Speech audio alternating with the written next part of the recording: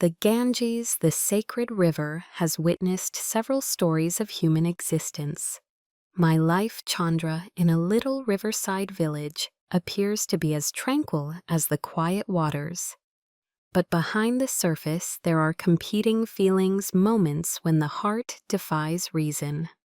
This is my narrative of love, grief, and personal hardships. I am Chandra, 28 years old.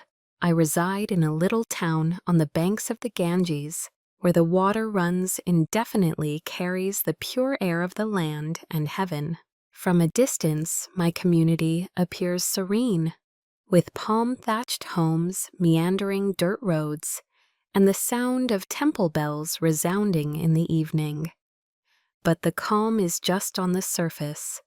Outsiders will never see the hidden waves that lie behind it, much like the river. And my life, too. Years spent by the river have taught me that nothing lasts forever.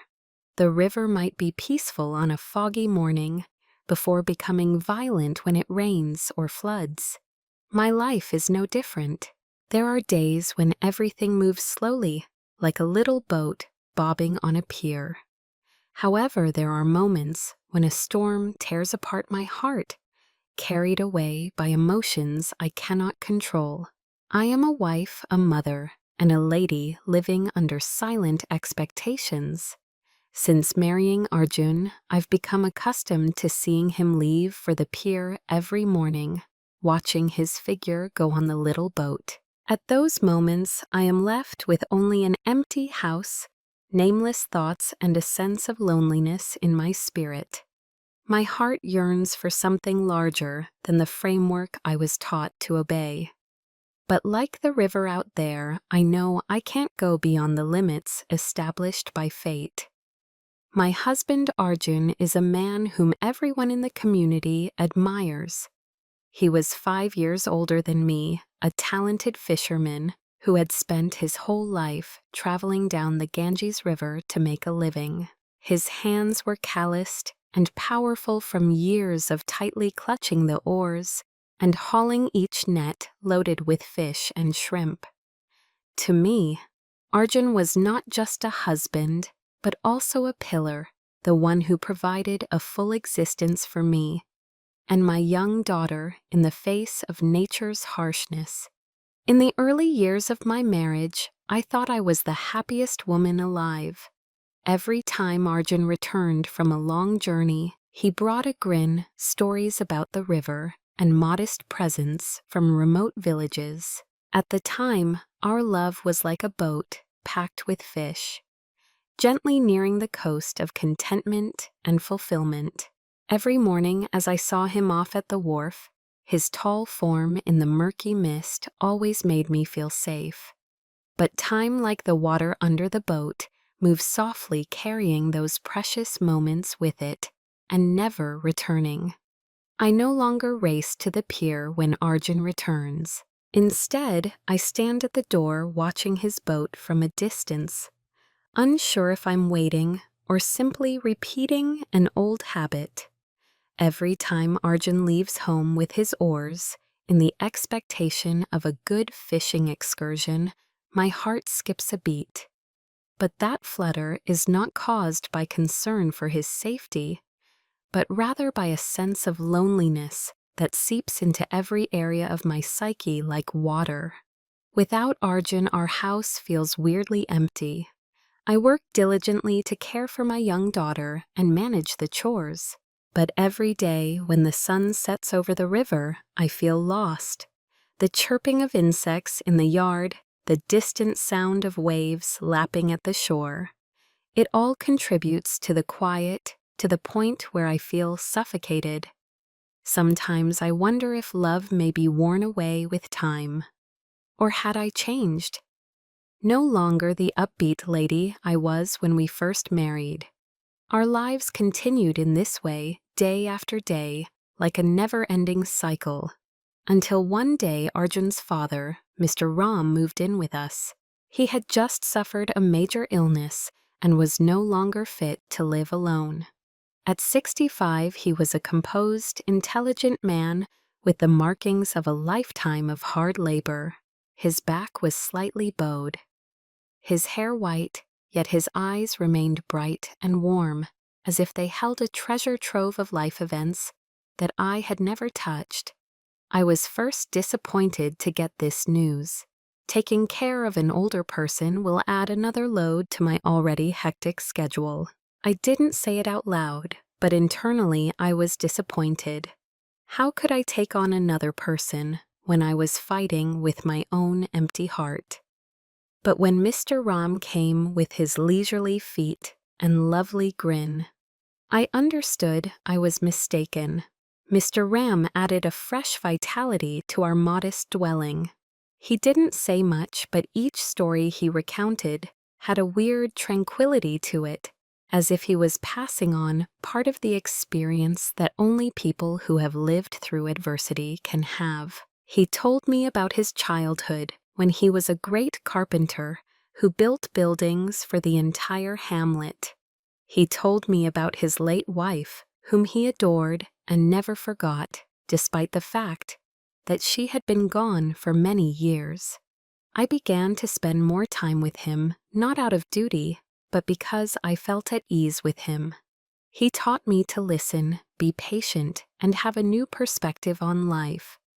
Dinners got increasingly personal as he began to tell his adventures. He noted every detail in the house and praised me on how well I cared for my family, which was something I hadn't heard from anybody in quite some time. When I served him tea, he looked at me gratefully and remarked, "You bring this house to life." I was astonished, like if a breeze had swept away part of my loneliness. How long had it been since I felt acknowledged and valued for what I did? Since Mr. Ram arrived, our modest abode has changed. His presence held me steady in the middle of my heart's turbulent waves. I'm not sure why, but his anecdotes and minor concerns may help me feel less lost. Perhaps Mr. Ram carried with him not just fatherly experience, but also the equilibrium that I had been unknowingly seeking. But this also scared me. I felt something in my heart shift, something I didn't dare to describe. Every time I thought about it, I dismissed it, telling myself that it was simply appreciation and familial devotion. But I wasn't sure if I was fooling myself or simply avoiding a fact that was becoming more obvious by the day. It was a tranquil evening with mild moonlight covering our thatched roof and insects chirping in the yard. I stood in the kitchen, rapidly preparing tea.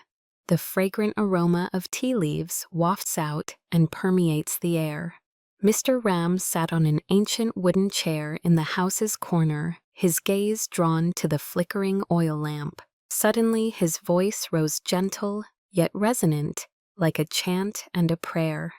"You are such a capable lady, handling everything. Arjun is really lucky." I halted and my hands holding the teapot came to a halt in midair. Those remarks, as simple as they were, had an unanticipated impact. How long had it been since someone had said something like that to me? The daily rush and bustle has made compliments and attention seem like luxury items. I turned around to look at Mr. Ram. His eyes were friendly and free of pretension. I smiled softly and said nothing. But inside my heart, it was as if a light had crept through the breach of the door, exposing the area where I had placed long-buried feelings. From that day on, I began to talk to him more, not out of obligation as a daughter-in-law, but because of the comfort his stories provided. Mr. Ram had a unique style of sharing stories, as if each recollection was a valuable treasure that he wished to share. He talked of his younger years when he was a brilliant carpenter who worked constantly to support his family. He talked of his late wife, whom he referred to as the fire in his life, who brightened even the darkest days. When he spoke about her, I saw a profound love in his eyes, one that did not require fancy words, but was so warm that I could feel its breath. Mr. Ram's stories were more than just bits of the past. They were like soft winds that broke the monotony of my existence. I frequently sat quietly listening, laughing when he reminisced about his silly days, and crying when he recounted his late wife. In those stories I discovered another universe, one I had never imagined, one full of feelings more strong and profound than what I was feeling. One day I made Mr. Ram's favorite dal, a classic Indian meal with a deep taste that he had asked me to cook with his wife. I set the bowl of dal on the table and watched him gently eat it. When his eyes met mine, he smiled softly. "You breathed life into this house, causing my heart to flutter." Although it was a simple phrase, it had the impact of a drop of water falling into a motionless lake, creating countless waves. I was accustomed to carrying everything in quiet, doing it alone, experiencing it alone, and never expecting a word of thanks. But his remarks made me feel noticed and valued in a manner I never thought I could want. Ram and I developed a stronger relationship over time, beginning with short stories and compliments. He was not just my father-in-law, but also a silent friend, hearing and feeling what I would never dare to express out. I gradually began to look forward to my time with him every day. I saw a peculiar synchronicity in his tales, and gaze a sympathy that I did not feel in Arjun, although knowing he was a nice husband. Every time we sat on the balcony, watching the Ganges rush past in the dusk light, I felt relieved, as if the waves of my heart had found a place to rest. But that tranquility also made me fearful. I realized that the sensation inside me was more than just thanks or admiration. Something deeper, stronger, and more deadly was emerging. I did not dare to identify it or confront the reality that was developing inside me. Every time Ram Anafavam looked at me with his compassionate eyes, I felt my pulse race as if I were walking a fine line between right and wrong. While sitting on the porch one rainy day, Mr. Ram turned to me and remarked, "You remind me of my younger days when life was difficult, but always meaningful." Those words, despite being only a brief exclamation, drew me into a world of unending pondering. I wondered if I was truly living with myself, or if I was simply doing what life required, attempting to fill the vacuum in my heart with nameless commitments and obligations. Those questions continued to increase, but I did not dare to seek the answers. Instead, I kept living with a shattered heart.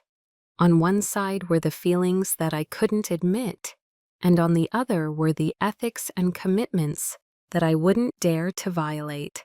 Looking at Mr. Ram, I felt both familiar and foreign, close because of the implicit compassion. Weird because I knew there was a line between us that no one dared to cross. But I also realized that such sentiments couldn't be concealed forever. One day the waves within me will break, carrying everything I've tried to repress, and I'm uncertain if I'll be able to remain steady when they strike.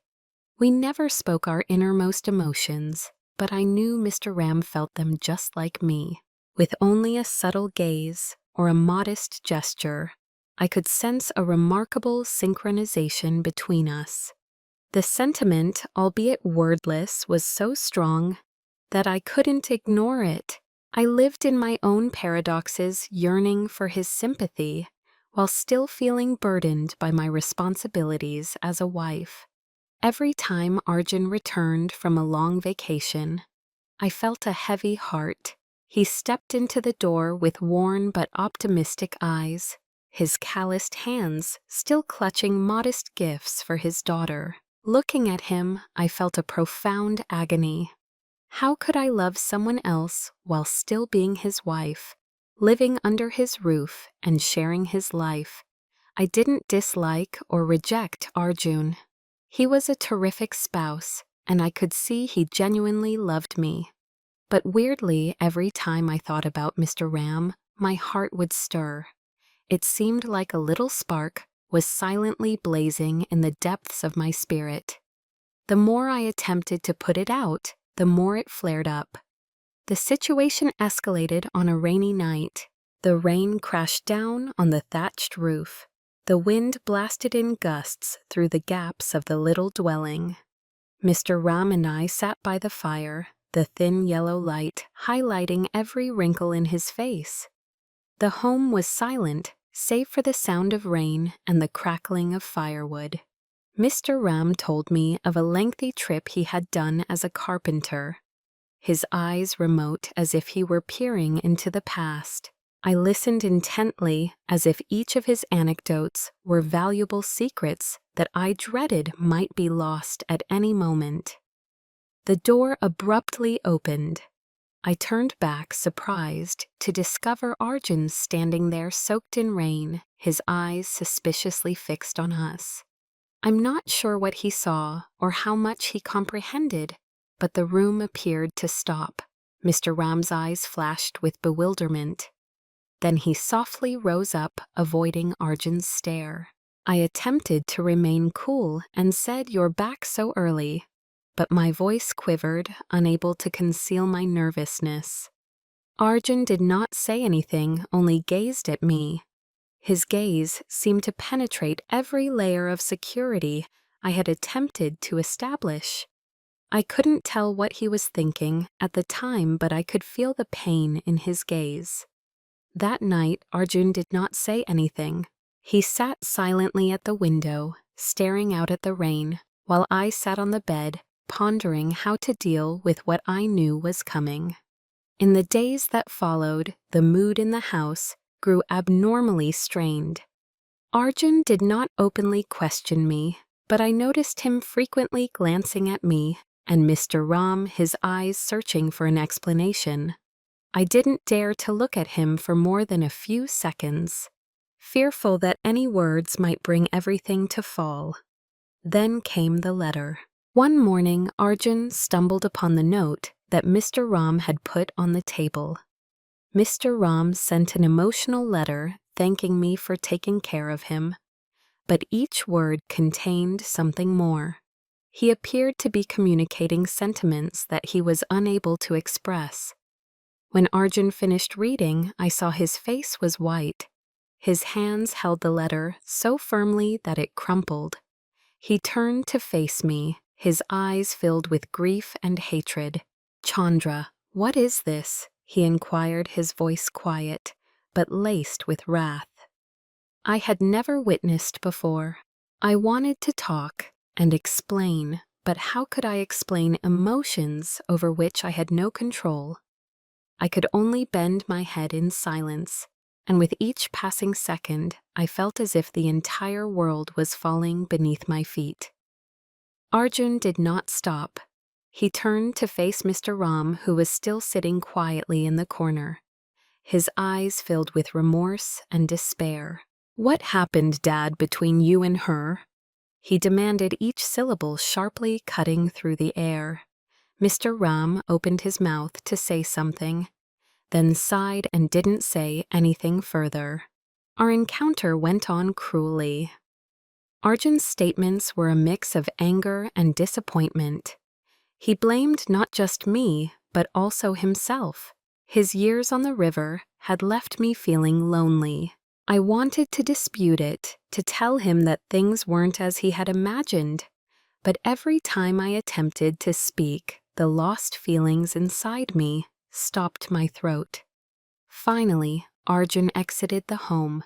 He went out into the darkness without glancing back at me or Mr. Ram. The door slammed behind him, leaving me with a deep sense of sorrow and loss. I didn't and couldn't weep. All I could do was sit there and watch the fire in the kitchen slowly go out, taking with it the frail faith I had attempted to hold on to. Our modest abode has never been the same since. Arjun did not return for several days. and Mr. Ram chose to depart as well, carrying with him the quiet and anguish that I knew he would never express. As for me, I stayed with my kid, hoping to save my life from falling apart totally. But deep down, I realized that the undercurrents within me had wrecked all I treasured. After the wet night, Mr. Ram departed the residence. He didn't say anything but quietly collected his belongings and stepped out into the gray dawn. I waited at the door, watching his figure fade down the village road, my emotions in turmoil, unsure whether to grasp on or let him go. At that moment, the stillness between us was more profound than any words we could say. He didn't blame or hate, but I knew he was leaving to heal the wounds that his presence had unknowingly created. Arjun did not stop him or ask him questions. He simply stood in the kitchen, his gaze fixed on the nothingness, as if all he needed to know was already clear. After Mr. Ram went, an imaginary barrier appeared between me and Arjun. We continued to live under the same roof and in the same rhythm, but the quiet gaps widened. Arjun did not ask me any additional questions, but there was something peculiar in his eyes that I had never seen before. It was the gaze of someone who had once trusted passionately, but now harbored doubts and disappointments. I attempted to fill the gap with regular duties like cleaning, cooking, and caring for my baby. I embraced motherhood wholeheartedly, seeking solace in her unadulterated laughter. Even in those moments of joy, I experienced a sense of exhaustion, as if a fragment of my heart had been lost forever. Mr. Ram's memories became a secret I kept hidden deep within my heart, like an ancient box with items we dare not open. There were afternoons when the sunset turned the river red. I sat in the doorway watching the miniature boats float away. In such moments, I remembered Mr. Ram as a quiet friend who had previously provided me with the comfort I dared not seek, rather than as a father-in-law. I worried if he was okay, someplace far from this little community. Do you recall the days when we sat by the fire and spoke about daily things I don't have an answer, nor do I allow myself to look for one?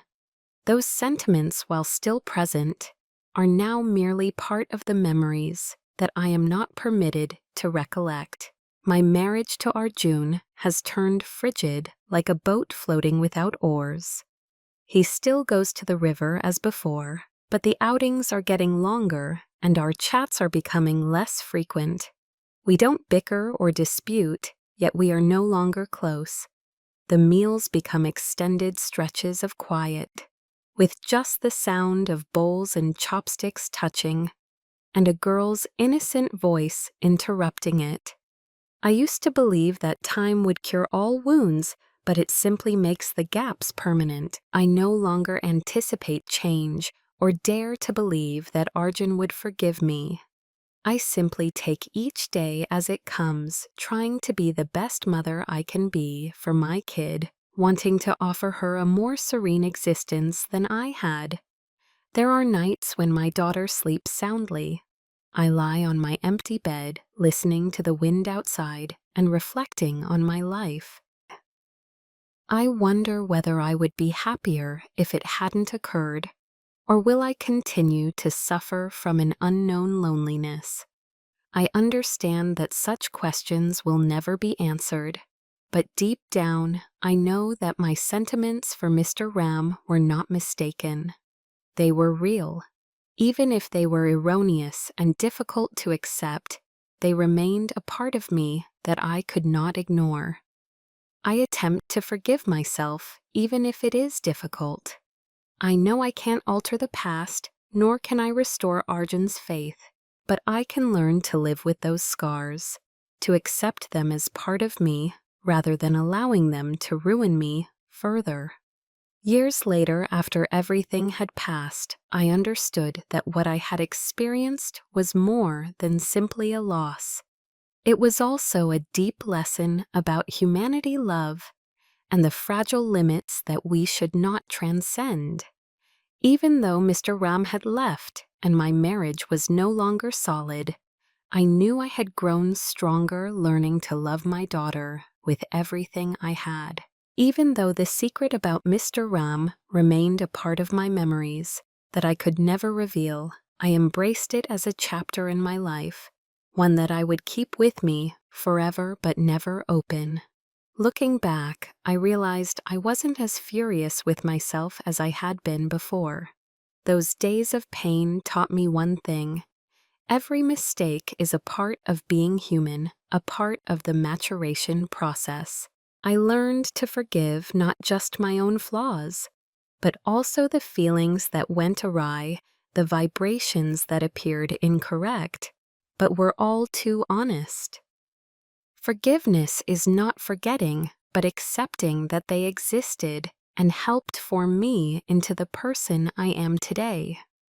Life continues much like the flowing river in front of my house, never pausing, never going back. I learned to walk forward little by little through the long days that I felt I couldn't get through. There are scars in my heart that will never heal, but I understand that they do not have to go away totally.